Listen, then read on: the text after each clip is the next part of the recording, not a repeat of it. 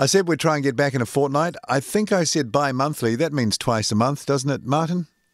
Yep, that would be twice a month. Okay, because I thought maybe people thought it was once every 2 months, but that's not right. That wouldn't be enough. That wouldn't be sustainable. Yeah. That'd be like A380 production in 5 years, one a year sort of thing. Anyway, that's another story. We'll have an update on Bring Our Birds Home before the end of this podcast, but first, plenty to talk about. And Martin, you were back in Australia, and you would have been, following the news story that Air New Zealand's new flight to Chicago has touched down there. 15-hour flight using a Boeing 787. I think they had 217 people on board this flight, but they can take 275.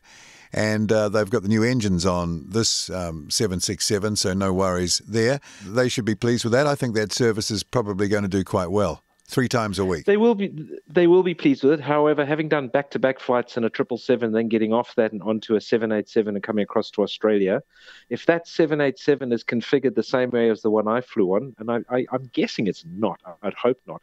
If you're in economy, that flight would have been a nightmare because those 787s in the back at 9 abreast, no matter what anybody says, are pretty tight. That's their longest flight, not the longest flight in the world by any means, but their longest flight. Well, you'd think they'd be conscious of that, wouldn't they? Well, I flew ANA from Paris to Tokyo in a 787. It was awful. Okay, all right. It was really, really nasty. And I'd flown over to Europe in a 777, a regular 10 abreast 777. And although that's meant to be pretty bad, the 787 was shocking, actually. Well, I guess tight. The feedback will come through in the not too distant future as people start taking this flight. I see the Transport Minister, or the Tourism Minister, I beg your pardon, was on board. Obviously, the head of the airline, Mr. Luxon, on board there. Kia ora, Chicago was the graphic they had up. And it looks like an icebox at Chicago, if the photo's anything to go by. I've been to that city in that weather. Oh, it gets cold, doesn't it? Boy, does it get cold. It gets bitter, yeah. Coming off the lake. Oh, yeah. I noticed, was it Shane Jones or Winston Peters was having a go at the safety video, the latest safety video? Yeah, that was a news story this week. I've heard a little bit of it. I haven't seen it, but I've heard it. It sounds like a rap tune. It's a shocker. The criticism, you've seen it, right? Yeah, a couple of times. It's a shocker. Yeah. What, on the first view or the second view or just any view? It just personally, a bit of fun and all the rest, but it doesn't get any better. Yeah. What does it say about Air New Zealand's marketing approach? Because there are two schools of thought. You make something that gets attention, whether it's people like it or not, really doesn't matter. It gets attention. People get talking about it. They go get views. The advertising agency wants to get views for the airline. I think he made the point, didn't he, that it trivializes two things. It trivializes safety, which is a bad thing, but also makes us look like sort of adolescent, wannabe Americans. Oh, okay. Yeah, no, and I agree with that. It's if English isn't your first language, and if you're not really paying attention, you'd miss the point. You wouldn't get it. Yeah. So it does trivialize safety. And the thing is, they've done such good ones, and I guess if you try hard and you do lots of things, some of them are going to be bad. But it's getting to the stage now where you just look back on the good ones because they were a while back now. Putting entertainment into the safety message, I really don't know. Philosophically, I don't know about that. I prefer, I got to say, the straight message, which is easy to understand and the same every time. Yeah. But also, it tells me that when the airline pitches it straight, it tells me that they're straight operators. They're not sort of loose. This is running the risk of it's a stupid and unnecessary. And they should do a proper one. Well, just a normal one that is no mucking around, gives you the information. Everybody's off doing something else at that time anyway. They just want to get it over with quickly. But I think most people genuinely do take in the message. Though when you've heard the same message about 100 times, all I do now is count the rows so I know how many people I've got to climb over to get to the nearest exit. That's really that's all that I do now. Yeah, pretty much. That's the only thing I pay attention to is where is the emergency exit. Yeah, I need to know who and where to climb over to get there. Yeah.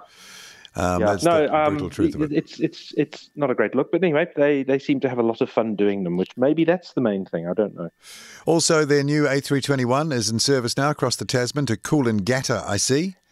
And it Gutted that was the first flight. I was rather hoping it would be to Sydney, and I would have tried to go on it. looks pretty sharp in the all black. Oh, yeah. Hmm. Oh, yeah. Yeah, no, that'd be nice. That'll be good flying, too. Yeah, I wonder if they've got anything special on standby, or they're monitoring closely those engines, or are all the problems dealt to now? I'm pretty sure, it Must be, eh? Well, and if the problems are probably so well documented that the interim solutions to the problems are all now delivered as part of the package. So they probably got one or two more spare engines than they need and this type of thing. But, you don't hear of many operators having trouble with those engines. No. So maybe they've got them fixed. And it depends upon the grade. It seems to be that the A320 engines were having more hassle than the A321 engines. I don't know what the difference is. I thought it was just software, but perhaps there is an extra stage or something to produce extra power, which means that they're slightly different. I don't know, but we'll find out. Okay. We will find out. And Air New Zealand's probably got a bit of a winner on its hand, Trans-Tasman now. Yeah, where does that leave the direct competitors with the equivalent product? They're all on 737-800s, really, aren't they? Except for Jetstar, but that's pack 'em in. Well, I suppose Air New Zealand. Yeah, Virgin's. I think the only thing Virgin's got is price now. They really can't compete on anything else. No one really wants to be a member of the Velocity program. And they won't be making the same money per load, will they? Because no. They can haul, what was it, 240 for under the price of an A320 CO flight. That's how I understand it. Is that correct? Yeah. So Virgin have got to hope that somebody keeps the big ones in check, and Qantas and Air New Zealand don't try and kill them on the Tasman, which is precisely what they're going to try and do, I expect. Yeah, no, they will. All right, so, look at this. Southwest adding new angle of attack indicators to its 737 MAX fleet. Yeah. I read that. That's interesting, isn't it? Yeah, it's obviously the ripples from the Lion Air crash are spreading out now. And I wonder if they're exactly the same or if they're slightly modified, in which case Boeing must have had a hand in it. It says in this article I'm reading, Southwest's pilots, the largest group of trained 737 aviators on the planet, because they got hundreds, even thousands of 73s, well, they have had over the years, were notified this week of the upcoming change that will start rolling out with new deliveries starting late December. And the new indications provide continuous visual feedback to the flight crew, allowing identification of erroneous angle of attack that could lead to uncommanded stabilizer trim actuation. I see that if that flight crew and Lion Air had realized what was going on, they could have deactivated the automatic trim and got it under control and then trimmed it manually from the wheel. You know, the wheel that spins around. Yeah, so that would have been taking out the breaker, right? Yeah, well, there's two switches on the pedestal that turns the stabilizer trim off, the automatic trim, right, where the wheels spin around on their own and makes it manual. And that way you can stop a runaway stabilizer, which, needs to be stopped before you end up in the ground. And unfortunately, they didn't know to do that. It would have been quite a simple affair. Because, of course, as the angle of attack increased and the aircraft thought that angle of attack was increasing dramatically, the more it was going nose down and trimming, and the more the stabilizer was running away. Yeah. Yeah. Yeah, that must have been pretty awful for them. Well, you wonder what the hell's going on, eh? Yeah. Well, they really were. And I see now that the Indonesian authorities have said that officially that aircraft for days before that flight was not airworthy, non-airworthy, they've described it as. Yeah, I read the same thing. But gosh. Yeah. So anyway, I bet there'll be more news on this. Yeah, that'll keep bubbling over. And interestingly enough, the MH370, a group of, family members, they have brought 5 pieces of more evidence discovered in Mauritius. They're trying to get the Malaysian authorities to follow up on that. Why is there a reluctance to go and look there? When I you don't find know. bits and pieces lying on the shore, and Yeah. but they doggedly stuck to, the southern Indian Ocean. I wonder why that is. Either there's not much credibility given to those pieces of wreckage and the people who found them, and I don't know, maybe the position is so far away from what they originally thought that they think it can't be possible, or, they're not looking for a particular reason. You wonder. Well, how do you dismiss 777 wreckage on a beach in Mauritius? Do you say, well, there's lots of 777s in the Indian Ocean? Yeah, that's what I mean. Which means That we know it's of. unlikely they went So, south. To wash up there indicates that it can't have gone as far south than they think. yeah, absolutely. And you wonder why. Yeah, it all comes back to the original question: why are they so reluctant to look there, or even entertain that that's what it could be? Yeah. And then Odder spend odder. all that money and go and search to look like you're searching, or do you really believe it's there? It's sort of I don't sort of quite get it. Yeah. And I mean, I've thought a lot about MH370. We've discussed it many times before. I thought that I've never thought it was the pilot going nuts, right? I've never thought that. Yeah. No. That seems like the most unlikely explanation, not the most likely, the most unlikely. Yeah, I've always for some reason, I've always considered a fire to be relatively likely. Yeah. A fire in the equipment bay. Unless something else happened that we don't know about. I mean, I'm not being, woo-woo about it, but we don't know anything. So yeah, it is exactly that. I mean, you start to ask questions like, who was on that flight? Who was on there? Why were they on there?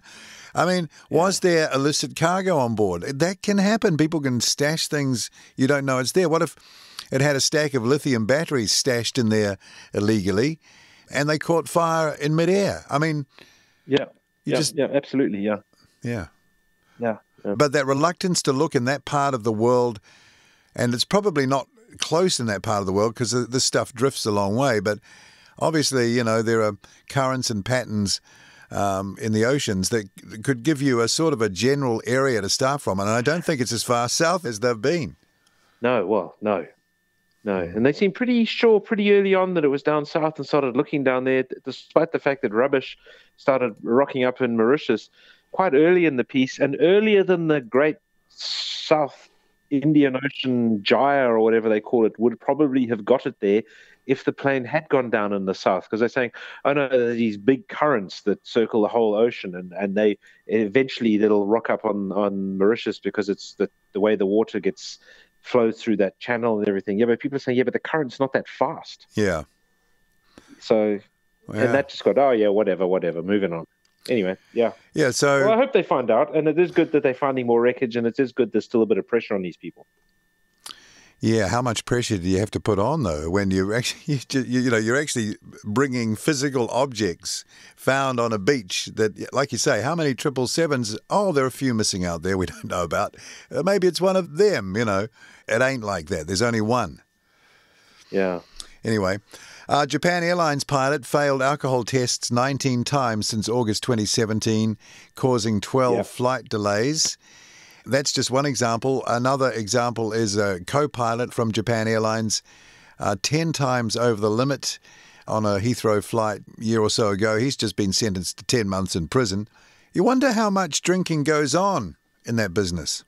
Yes. Yeah. And those guys were well over, hey? That's well over. In the latest case, I see his lawyer said that he used drinking or consumption of alcohol to deal with long-haul flying. Well, there's other stuff around that doesn't, do the same. Not a great strategy, eh? No, not that particular drug, right? No. So maybe there's a culture of drinking in that business in that country. Who knows? Well, there's certainly a culture of drinking in that country, so yeah. Yeah, okay. Well, in most countries. Yeah. Certainly in the one you're in. Corporate drinking. Corporate drinking's big in Japan. Have you noticed, speaking of corporate drinking, there's a lot of stories coming out now about inappropriate behaviour at lawyers' functions and all that sort of stuff. And people discuss, other people's behaviour all the time as they try and work out what's going on here.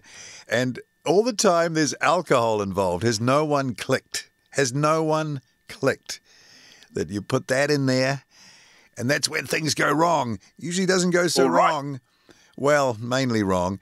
Usually it doesn't go so wrong if it's not around. Duh, it's alcohol. Anyway, just for those people who might have a problem with that. But that may be the same thing in that business that, you know, in plain sight, that no one sort of realizes that everyone's getting drunk. And it's not good. Yeah, getting hammered, yeah. Anyway, that gets that off my chest. I've wanted to say that for quite a long time, actually. You'd have an opinion on this, being spending quite a bit of time in that part of the world, this whole Brexit thing's going on, and it's going to throw out some interesting situations for airlines that have come up in the open skies and the EU sort of environment. One case in point is Norwegian, that flies many flights from the UK to the United States and doing pretty well, right? They're out of Gatwick, I think, and they've got a lot of services, almost enough to qualify as like a UK-based airline, if you think of it like that. Now, they'll be allowed to carry on because they're a legacy operator, and there'll be a few others. But after Brexit, no one knew, which is kind of a lucky break for those who are already there. And obviously BA and Virgin and the other British-based airlines will be happy with that because they want to be protected, maybe. But it's a bit rich for an operator who can't start up, watching all the others sail on without a problem. I think all these Brexit threats are precisely that, just threats and mostly empty. At the end of the day, whatever people want to do will be arranged and will happen and will continue to happen. And if there's an advantage in certain things happening, it'll happen regardless of Brexit. They're all just positioning in that at the moment. They're all playing games with each other. Yeah. Well, the Europeans are not happy that England wants Brexit. It seems that a majority of the British want Brexit, but the government doesn't really want Brexit. But on the other hand, the English have spent so long whinging about the EU, they should just leave the EU. Just leave it and forget it. And the EU should just let them go without a big drama. Yeah, unfortunately, the EU can't live without the British money because for some reason, and the Poms are exactly right. The Poms have been paying a fortune into the EU. Right. And the difference between the British or the UK and other countries, they actually pay every year. They actually pay, whereas most other countries are in arrears. Yeah. Okay, so they don't want to lose that. They're grumpy about that. Yeah, well, they are grumpy about that. Yeah, it's crazy. I don't understand the posturing that's going on. I mean, I can see why they're doing it, but I don't know what they're hoping to achieve, because at the end of the day, it's going to be a wishy-washy compromise anyway. Yeah. Well, no one will get what they want. You can go and have your say, but it doesn't necessarily mean anything, or might not mean the whole thing, just some of what you thought you were voting for. Find out later on. Well. Interesting, skipping off to incidents now, just reading the interim report has come out on the crash of that Ju-25, remember, in the Swiss Alps, I think. The 52. Sorry, the 52. Got that around the wrong way. 52. 3M. Yeah, it looks like it was badly corroded. Yes. Yeah, that was terrible, wasn't it? And there were 20 people on it as well, and it just snapped in half, didn't it, and flew in. Also, they dropped. They mentioned possible load shift with passengers moving around the cabin to look at the views. Did you see that other accident, that potential accident in Switzerland about 2 days ago? It's on YouTube, of a dual hang glider takeoff and subsequent emergency landing, because the passenger and tourist who was paying for a hang glider flight on the first day of a Swiss holiday, they'd forgotten to actually attach him to the bag on the hang glider, and so he was left hanging by his hands, from one hand on the bar and one hand on the harness of the actual pilot. And they couldn't get it down, so they basically had to do a circuit and bring it down in a field below. And this guy just hung there the whole time. It was pretty amazing. He hung on. And the instructor/pilot, he flew the thing one-handed while he held onto this guy with another hand. Yeah, they'd completely forgotten to attach him to the chassis of the hang glider or to the frame. Whoa. Boy, that's really literally hanging on for dear life. And the Sakata TBM-20 or TB-20, Tobago, whatever, that crashed recently in Switzerland, also like a week ago, with I think a family of 4 or 5 on it. Oh, man. That's all been going on in Switzerland. Yeah, and what was the other story? Oh, yeah, Sunwing 737, I think taking off from Dublin, 737-800. Someone loaded minus 47 degrees as the temperature, so guess what the thrust was? Not hardly anything. Wow. And I think it took out a runway light and flew very low for a few miles as they sort of trying to figure out. Again, Wouldn't you realise from hearing the engine spool up every time you fly that they hadn't quite got to the normal note that you would expect? Or maybe you can't tell that because there'd be a big difference between something that gets you off the ground at minus 47 degrees settings, probably about 100 knots or something like that. Ridiculous because it's outside the operating. Well, I suppose it's just inside it, but not what they would be expecting. And just watching the engine spool up to a lower power setting and not clicking that something's not right. I don't get that. What I don't get, and when I read that, is how come the staff aren't requested to confirm a temperature which is gathered by a thermometer rather than enter a temperature which plainly can lead to error? Because, I mean, a thermometer is a pretty cheap piece of kit, and it doesn't even have to be that accurate, you know. Because you could just put in a minus, because I guess to do a positive temperature, you have to have the plus. So you'd always have like a minus or a plus before you put the temperature, and I'm second guessing, but I can see how that error could happen. Yeah, that's what I mean, though. Why wouldn't you just be asked to confirm a temperature which a thermometer puts in there for you automatically? So do you agree that the temperature is 17 degrees or 47 degrees or whatever it is? Maybe some do. Maybe some do. It depends on the airline and their operating procedures, I suppose. But I remember that Emirates A340-500 at Melbourne, same thing happened. I think the weight was incorrectly inputted, and they had a very low thrust setting and scraped the tail and, and damaged the plane. It was a mammoth repair job. I remember seeing photos of it being after repair. They'd replaced a lot of bits of metal. Yeah. Slightly more positive note, the 49-year-old 747-100 belongs to GE, their old test bed. That's just been retired, or was just about to be retired. Number 16 off the production line. 16, wow. 1969. Would that be a Pan Am or a TWA? It'll be one of those very first airlines. I don't know whose that was. I read something, the pilot says it's a joy to fly. And it must be, because it's probably always empty. Yes, and they've always got a more powerful engine on one of the pylons. Yeah, I mean, it's a pretty cool photo, and you see that thing has got like a GE 115 on the inside pylon, eh? Yeah. 6 inches off the ground. There must have been a few places in its life, eh? Yeah. And those 100s were pretty light anyway, weren't they? Well, yeah, relative term. Versus the engine power. Yeah. I think they were low on engine power when they were first rolled out. What was it, about 40? Structurally, they were quite light compared to a 400, eh? Yeah, the structure's beefed up. 200 was a lot heavier. And I think the gears were different, like to take the heavier weights. But that aircraft would have started out as one of the very early passenger 747s of the new jumbo era, being only 16. We should look up and find out which... have you got the registration at all? Not on me right now, but I am looking to see what engines it ran with regularly, because I can't believe they left it with the old Pratt & Whitneys on it. No, I think I've seen pictures that maybe, except for the engine pylon they used for testing, they were the old Pratts. And that would make sense, because you'd have to go to whole new levels of, sign-off and stuff. I think they were only ever delivered. Oh, no, Saudi Arabia had 100s with Rolls-Royce engines. I remember that. What engines were they? Was that the very early RBs? Yeah, RB211s, yeah. Though they were late. Okay. They had those orders for the 100s were late. They were some of the later ones built. You could still order them well into the production, Okay. I've done a search to find out what number 16 is, and nothing's come up quickly, so we'd probably have to go into that. Someone will let us know. It'll either be Pan Am or TWA, Transworld. Where are they sending it? Is it going to Tucson? I read somewhere. Is it Pima County Air Museum, Tucson? I believe so, yeah. So not far, because I've seen it twice now, and it's always been at Victorville. Right, yeah. Well, that's where they do their testing probably, huh? Yeah.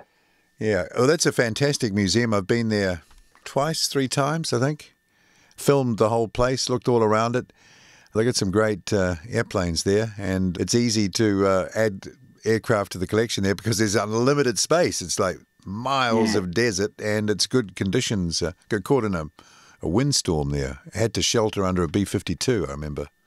And they got grime and grit, that desert grit got into all the camera gear. It was horrible. Anyway. It's a nice place to shelter, hey? Yeah, under a B-52 wing, because they're big gusts, right? You get those big eddy winds that come through, and big gusts, and I could see the tips, wanting to fly, sort of taking off. Oh, yeah. Yeah. It was a D model with the big belly. I think they call it the big belly for Nixon or Kissinger's linebacker operation. Okay. Yeah. Yeah. So you can drop maximum bombs on Vietnamese and the Cambodians. Not good. Dear, oh dear. Usually when it's windy, it's all about Wellington, Martin, in my experience anyway. But I noticed the other day, and I'm mentioning this because I know you were travelling around that time, didn't they have to close some runways at Sydney, was it last week, because of the wind? How windy was it? Oh, it was pretty windy. I came in on 787 and they were using I guess it's broadly the east-west runway. Hmm. Yeah, unusually. They got that single cross runway. Oh, okay. So, yeah. Yeah, it was pretty convenient because we landed at the sea end and basically stopped at the international terminal. So as opposed to normally when it feels like you taxi around the airport for half an hour, we just turned off the runway and went straight to the gate, which was pretty cool. But it was real windy. And yeah, even the 787 was bumping around a bit. Friends of mine came in later that evening and they were both violently ill. Oh, okay. Yeah, and they said a lot of the plane, they came in on a 737 down from Brisbane. Yeah. And apparently a lot of the people on the plane were quite ill. Oh, come on. How do you get ill? Yeah, I don't know. But yeah, a lot of people were, those little bags were getting a workout. I mean, I've been ill in a C-130, navigation exercise when they literally pull almost vertically up and stuff like that. But never felt ill and I've been in bad turbulence and stuff. I've flown across the entire width of America in turbulence. Sometimes it never stops. So, yeah.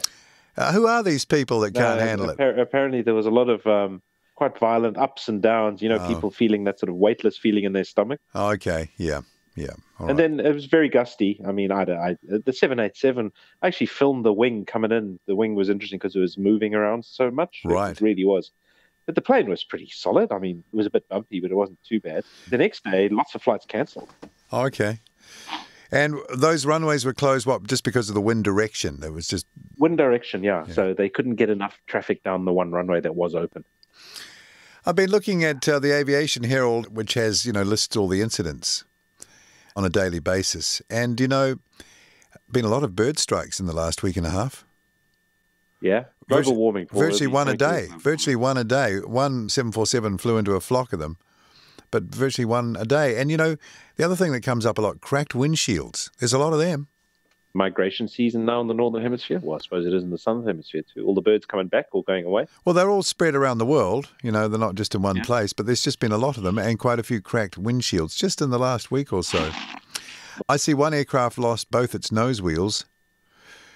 What's a bird? I mean, a big bird, mate. Dropped nose wheels on hard touchdown. 3.4 G. Okay. 3.4 G touchdown. I thought it must have been hitting like an ostrich or something. A320 at Macau, that one. The odd wheel falls off. It's interesting when you look at the list, you can see the sort of reoccurring things. Yeah. Next time remember to tighten wheels. Next time I'm there, I'll say, have you checked the wheels? Yeah. Get down there with your spanner, mate. Yeah, exactly. Have you done up the nuts? I've done that. I've driven a car and I thought, oh, it's an unusual rattle. And I realized, God, I quickly stopped and tightened up 4 of the wheel nuts. Wow.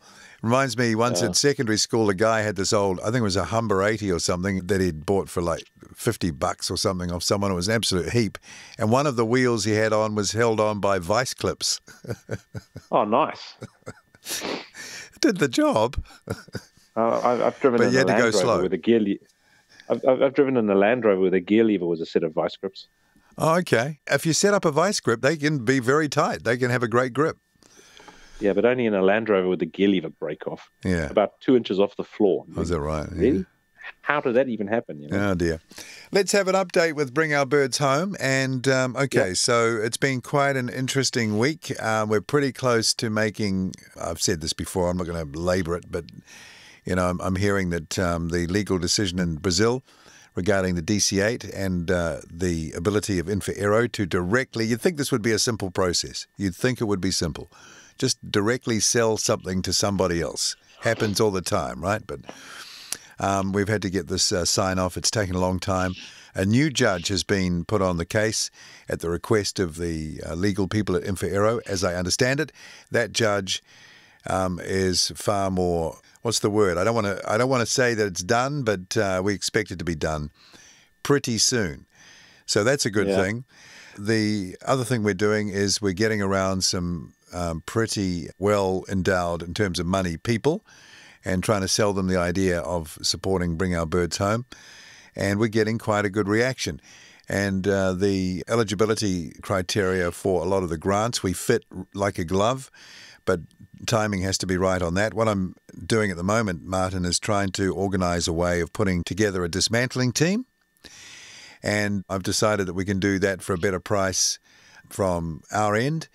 And I'm looking at, some of the, I think I mentioned it in the last podcast, but been doing more on it, talking to people in polytechs, in the engineering fields, just to see who's interested in being involved in that, and then we can link that to grant applications, which will fund those bits of it potentially. So working on that at the moment. The other thing I've done is I've gone to the company Star Airlines, which I think is owned by their parent Maersk, Danish company, air freight company. They operate the former ZK NBA, which was the first 767-200, 219ER, delivered, I think it was in 86, was delivered to Wellington, actually, because the aircraft was bought mainly to operate across the Tasman.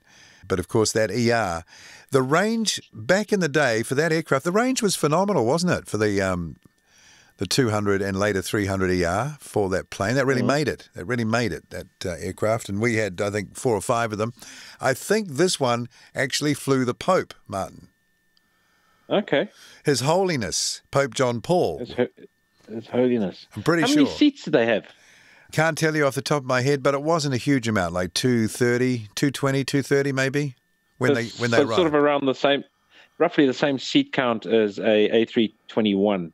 Maybe just a few more. I flew them a lot, actually, across the Tasman, and they used to fly them domestically at peak hour, Wellington, Auckland as well. That aircraft also operated for Ansett. Remember when Ansett had problems with their maintenance records and they had to ground quite a bit of the fleet?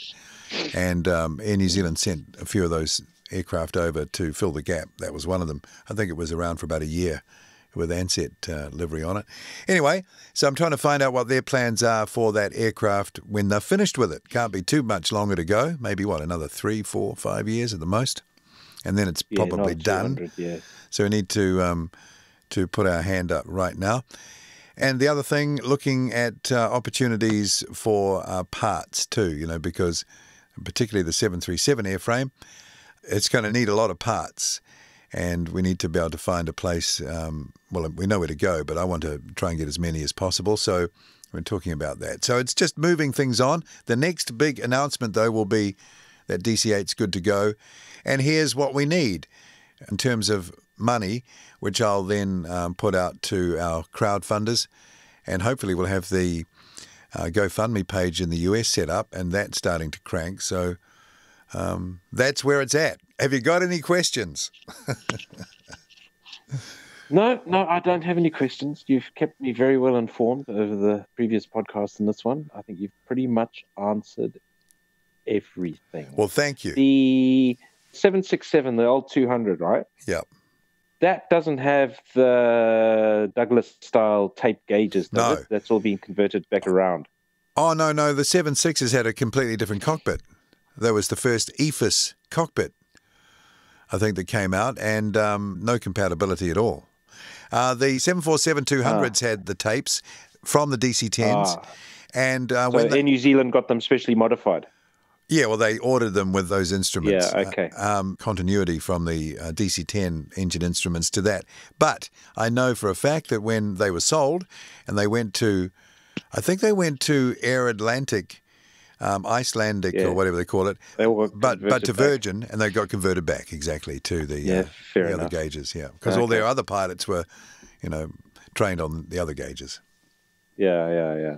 So that was a legacy linked to the DC-10 era. Yeah.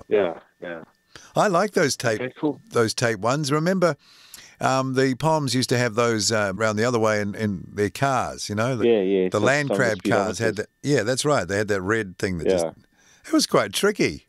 How did they do that? They must have had a thing on a roll or something. Yeah, I don't know. The weirdest car I've ever driven or had was a Citroen CX-24, and that had revolving drums for revs and for speed. Yeah, yellow drums with red writing on them that turned as you sped up. Wow, slowed that sounds down, pretty cool. Yeah, it was, and they were behind like a magnifying glass too. So, you looked at them down this magnifying. It was ridiculous, but it was great. So, But when you think about it, gauge design is a very important thing, isn't it? Very important. well, not to the French at all. I see they've all been out on the streets. And shoved it in there. They're all complaining about the price of diesel. What's happened to the price of jet fuel there? I haven't seen anyone protesting the price of jet fuel. Only diesel. Yeah. And where do they get all their No, high-vis jackets from? Have people got one in their wardrobe these days, for when there's a protest? Yeah, protest safely. Yeah, that's right. Yeah, exactly. Otherwise, health and safety while you're protesting. Come on. Yeah, good on them, though. At least they get out there. All right, so that's about all I've seen this week. But it's good to get around the news, and we'll try and get back to some more stories in a couple of weeks. Yeah. And, of course, this week saw the 39th anniversary of the crash of Flight T901 at Mount Erebus on the 28th of November. And we'll talk more about that maybe when the 40-year anniversary comes up next year. We'll see you again soon on the New Zealand Aviation Podcast. Goodbye for now.